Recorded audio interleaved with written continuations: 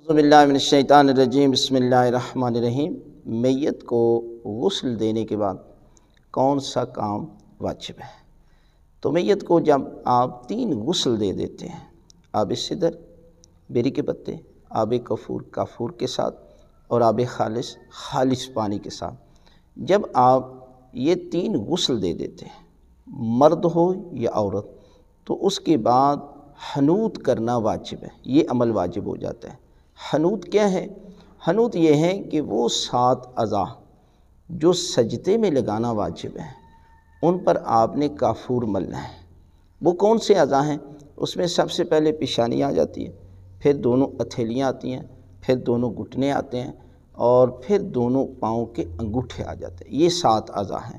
لہذا آپ نے وہاں پر کافور، اور کافور کی ترتیب یہ ہے کہ سب سے پہلے آپ پیشانی سے شروع کریں، اور اس کے بعد جو ہے وہ باقی جگہ پر بھی لگا سکتے ہیں، اور جو بچ جائے نا اس کو آپ ناک پر یا سینے پر بھی لگا سکتے ہیں، لیکن یہ 7 اعضاء پر لگانا واجب ہے۔ لہذا اس عمل کو غسل کے بعد ضرور کریں، اس لیے کہ اگر یہ نہیں کرتے تو یہ غسل مکمل نہیں ہے، غسل باطل ہے۔ لہذا حنوت کرنا جو ہے وہ واجب ہے۔